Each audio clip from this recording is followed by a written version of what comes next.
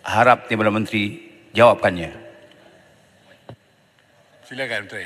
Ya, terima kasih kepada Bari Puntar. Saya terpandai untuk balas pantun. Okay. Cuma untuk makluman ahli yang berhormat, pada 5 Disember 2022 yang lalu, Yang Amat Berhormat Perdana Menteri telah mengumumkan bahawa Parti Beras Nasional Berhad, BERNAS, telah bersetuju memberi sumbangan sebanyak RM250 kepada pesawat dengan memberi implikasi kewangan sebanyak RM60 juta. Sumbangan ini diberikan secara berperingkat kepada Kementerian Pertanian dan Keterjaminan Makanan (KPKM), yang mana penyaluran pertama adalah berjumlah RM10 juta dan penyaluran kedua adalah berjumlah RM20 juta. Penyaluran pertama sebanyak RM10 juta telah disalurkan kepada KPKM untuk diakikan kepada 3 buah negeri di pantai timur, yaitu Kelantan, Terengganu dan Pahang. Manakala penyaluran kedua sebanyak RM20 juta adalah untuk diakikan kepada pesawat di 5 buah negeri, yaitu Kedah, Perlis, Pulau Pinang, Selangor dan Negeri Sembilan. Penyaluran bantuan bagi pesawat-pesawat di negeri Perak dan negeri lain pula akan dilaksanakan pada peringkat yang seterusnya. Kerajaan komited untuk memastikan bantuan khas tersebut akan sampai kepada kesemua pesawat yang layak menerima bantuan daripada BERNAS. Sekian. Silakan Pak Menteri. Terima kasih Timbalan Menteri. Saya harap janji PM untuk bagi RM200 kepada pesawat dapat disegerakan, terutama di negeri Perak. Soalan kedua, untuk makluman Yang Berhormat Timbalan Menteri, masalah petani di daerah Krian dan saya percaya daerah yang lain mengalami beberapa kerugian dalam musim unuai baru ini akibat tanah jerus. Di daerah Krian saja, terutamanya Parit Buntar, sebanyak lebih kurang 500 hektar tanah jerus menyebabkan hampir 452 petani mengalami kerugian, yang anggaran purata kerugian setiap seorang petani ialah lebih kurang 5 hingga 6,000. Jadi apakah tindakan kerajaan untuk membantu para petani yang mengalami kerugian akibat tanah jerus di daerah Krian? Yang kedua, untuk makluman YB, harga benih padi yang disilingkan oleh kementerian ialah RM35 satu beg.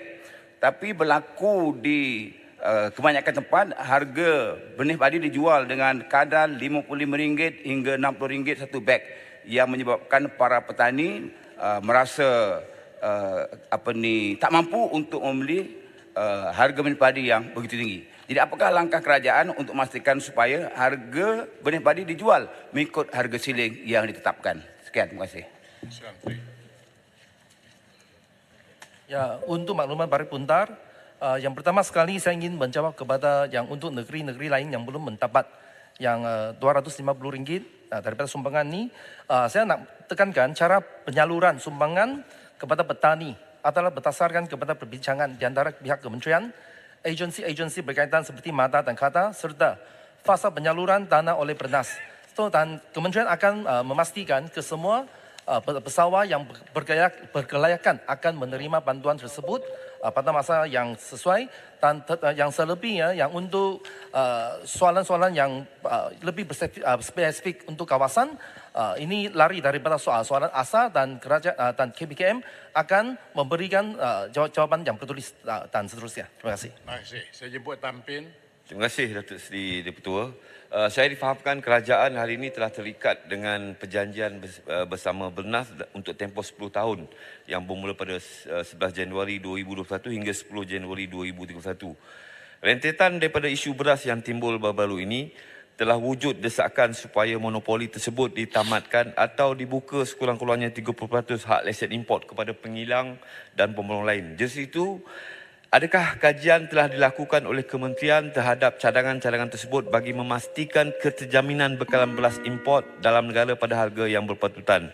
Dan sejauh manakah kaedah monopoli beras ini membawa nilai positif kepada rakyat untuk menangani cabaran yang bakal mendatang? Terima kasih, Datuk Seri Yang Dipertua.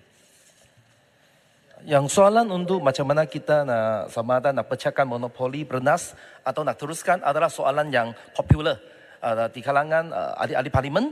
Saya nak memberitahu kepada Dewan ni bahawa kita atas jabatan kuasa pemantauan monitoring committee untuk perjanjian konsesi penswastaan di antara kerajaan dan juga Bernas.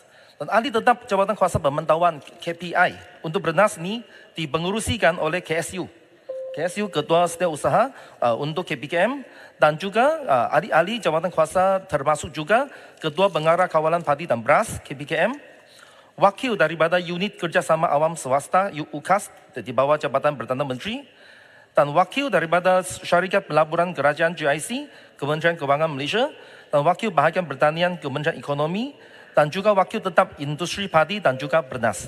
Dan untuk sebarang review ke yang untuk yang atau kaji semula ke untuk yang konsesi ini akan selalu dipantau dengan memastikan KPI daripada Bernas ni memenuhi yang apa yang telah ditetapkan.